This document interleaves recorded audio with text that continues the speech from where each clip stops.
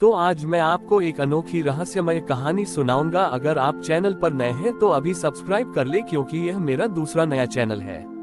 तथा कहानी पूरा देखे, अंत में एक अनोखा रहस्य छुपा है। धन्यवाद। तो सुनिए। एक गांव था जिसका नाम सूखापुर था।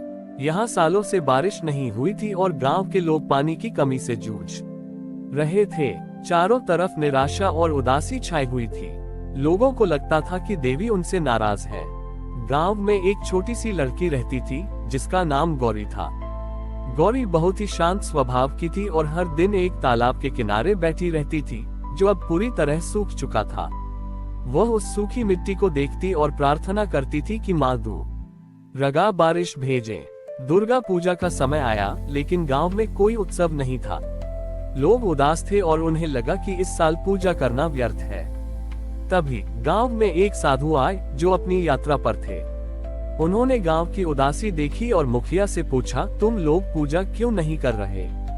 उद्धरण चिन्ह। मुखिया ने कहा, गुरुदेव, हमारी देवी हमसे नाराज है। बारिश नहीं होती और हम प्यासे मर रहे हैं। साधु ने मुस्कुराते हुए कहा, तुम्हारी देवी तुमसे नाराज नहीं है, बल्कि वे प्यासी है। गांव वाले हैरान रह गए। उन्होंने पूछा, देवी प्यासी है, इसका क्या मतलब है? साधु ने गौरी की ओर इशारा किया और कहा, इस लड़की को देखो, ये हर दिन सूखी जमीन पर बैठकर प्रार्थना करती है। देवी तुम्हारी भव्य पूजा से नहीं, बल्कि तुम्हारे कर्मों से प्रसन्न होती है। अगर तुम देवी को प्यासा समझोगे तो ही उन्हें पानी पिला पाओगे। साधु की बात सुनकर गौरी को एक विचार आया। उसने अपने गांव के बच्चों को इकट्ठा किया और कहा, हम देवी के लिए एक रास्ता बनाएंगे। हम सब मिलकर उस दूर की पहाड़ी पर जाएंगे और वहां से पानी लाएंगे। गांव के लोग उस पर हंसे। उन्होंने कहा, ये बच्ची पागल हो गई है, इतनी दूर से पानी लाना असंभव है। लेकिन गौरी और बच्चों ने हार नहीं मानी। 9 दिनों तक वे हर दिन सुबह उठकर पहाड़ी पर जाते और अपने छोटे छोटे बर्तनों में पानी भर कर लाते। वे रास्ते में थक जाते थे, लेकिन वे रुकते नहीं थे। गांव के कुछ युवाओं ने भी उनकी मदद करना शुरू कर दिया। नवरात्रि के 9वें दिन जब सभी ने एक साथ तालाब में थोड़ा थोड़ा पानी डाला, तो वह सूख चुका तालाब कुछ हद तक भर गया। वह पानी बहुत कम था, लेकिन वह गांव के लिए एक उम्मीद की किरण था। तभी आसमान में काले बादल छा गए और मूसलाधार बारिश होने लगी। बारिश इतनी तेज थी कि पूरा तालाब पानी से भर गया। गांव के लोग हैरान रह गए। साधु ने कहा, ये सिर्फ बारिश नहीं है, ये देवी का प्रसाद है। तुमने अपनी मेहनत और विश्वास से देवी की प्यास बुझाई और उन्होंने तुम्हारी प्यास बुझा दी।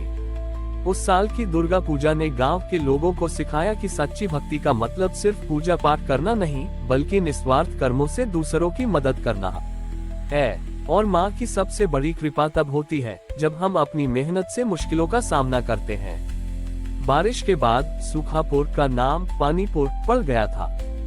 गांव में अब पानी की कोई कमी नहीं थी। लोगों को समझ आ गया था कि उनकी मेहनत ही उनकी सबसे बड़ी ताकत है। उन्होंने मिलकर एक नई परंपरा शुरू की। हर साल दुर्गा पूजा के समय वे कोई मूर्ति नहीं बनाते थे, बल्कि गांव के तालाब को साफ करते थे और उसके चारों ओर पौधे लगाते थे। गांव में एक नया किसान आया जिसका नाम दीनदयाल था। दीनदयाल बहुत लालची था। उसने देखा कि गांव में अब बहुत पानी है, तो उसने गांव के मुखिया से अनुरोध किया कि वह उसे सबसे बड़ी जमीन दे दे, ताकि वह सबसे ज्यादा फसल उगा सके और सबसे अमीर बन सके। मुखिया ने उससे कहा, हमारे गांव में कोई जमीन किसी की अपनी नहीं है, बल्कि वह हम सबकी है। दीनदयाल को ये सुनकर गुस्सा आया। उसने सोचा कि वह खुद ही सबसे अमीर बनकर दिखाएगा। उसने चोरी चुपके गांव के तालाब से बहुत सारा पानी अपने खेत में लेना शुरू कर दिया। नवरात्रि का समय आया। हर साल की तरह इस बार भी गांव के लोग मिलकर तालाब की सफाई कर रहे थे। उन्होंने देखा कि तालाब का पानी कम हो रहा था।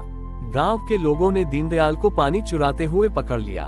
वे सब बहुत गुस्सा हुए और उसे मुखिया के पास ले गए। मुखिया ने दीनदयाल से पूछा, तुमने ऐसा क्यों किया? क्या तुम्हें पता नहीं, यह पानी हम सबकी मेहनत से आया है। दीनदयाल ने अपनी गलती मानी और कहा, मैं लालची था, मुझे लगा कि मैं अकेले ही सब कुछ कर सकता हूँ। मुखिया ने उसे माफ कर दिया और कहा, इस साल तुम्हारी सजा यह है कि तुम इस तालाब को साफ करोगे, लेकिन अकेले नहीं, बल्कि हम सब तुम्हारे साथ होंगे। दीनदयाल हैरान हो गया। गांव के सभी लोग उसके साथ तालाब की सफाई में जुट गए।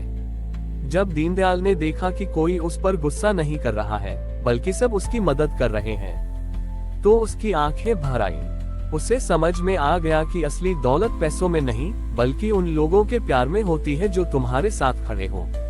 9वें दिन जब तालाब साफ हो गया, तो दीनदयाल ने गांव के मुखिया से कहा, मुझे जमीन नहीं चाहिए, मैं बस आप लोगों के साथ रहना चाहता हूं और आपके साथ काम करना चाहता हूं। उस साल की दुर्गा पूजा ने दीनदयाल को सिखाया कि सच्ची भक्ति का मतलब सिर्फ खुद के लिए सोचना नहीं, बल्कि सबके लिए सोचना है। और माँ दुर्गा की सबसे बड़ी कृपा तब होती है जब हम अपने अहंकार को छोड़कर दूसरों के साथ मिल जाते हैं। दीनदयाल के मन के बदलाव ने पानीपुर में एक नई क्रांति ला दी थी। अब वह सिर्फ गांव का हिस्सा नहीं था, बल्कि वह गांव का सबसे ईमानदार और मेहनती किसान बन गया था। उसने अपनी लालच को छोड़कर गांव की भलाई के लिए काम करना शुरू कर दिया था। एक दिन गांव में एक बड़ा व्यापारी आया। वह गांव के तालाब के पानी को बोतलों में भरकर शहर में बेचना चाहता था। उसने दीनदयाल से बात की, क्योंकि वह जानता था कि दीनदयाल अब गांव का सबसे प्रभावशाली व्यक्ति था। व्यापारी ने दीनदयाल को बहुत सारा पैसा देने का वादा किया। दीनदयाल ने उसकी बात सुनी, लेकिन उसने तुरंत कोई फैसला नहीं लिया। उसे याद था कि कैसे उसका लालच उसे दूसरों से दूर कर रहा था। इस बार उसने गांव के मुखिया और बाकी लोगों के साथ मिलकर इस विषय पर चर्चा की। मुखिया ने कहा, यह पानी सिर्फ हमारा नहीं है, बल्कि यह हमारे गांव की मेहनत और एकता का प्रतीक है। गांव के लोगों ने मिलकर तय किया कि वे पानी को नहीं बेचेंगे। इसके बजाय वे इस पानी का उपयोग अपने गांव को और भी हरा भरा बनाने के लिए करेंगे। उन्होंने हर घर में एक एक पौधा लगाने का फैसला किया। अगले साल की दुर्गा पूजा आने वाली थी और इस बार का संकल्प कुछ और था। गांव के हर बच्चे ने एक पौधा लगाया और हर वर्ग ने उस पौधे की देखभाल की जिम्मेदारी ली। हर घर के बाहर एक छोटा सा गमला था जिसमें एक पौधा धीरे धीरे बढ़ रहा था। नवरात्रि के 9 दिनों तक गांव में कोई पूजा पंडाल नहीं था, बल्कि हर घर के सामने लगे पौधों को ही पूजा जा रहा था। जब कोई अपने पौधे को पानी देता था तो उसे लगता था जैसे वह माँ की सेवा कर रहा हो। 9वें दिन जब सभी गांव वाले एक साथ इकट्ठा हुए तो उन्होंने देखा कि उनके लगाए हुए पौधे छोटे छोटे पेड़ों में बदल गए थे।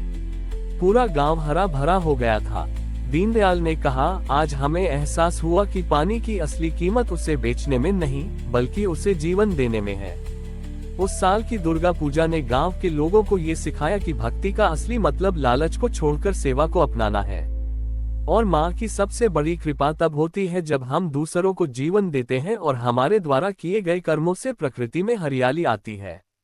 हमारी और भी आध्यात्मिक एवं अनोखी कहानियां देखने के लिए हमारे चैनल पर जाएं तथा धार्मिक एवं पौराणिक अनोखी कहानियां हमारे चैनल पर है।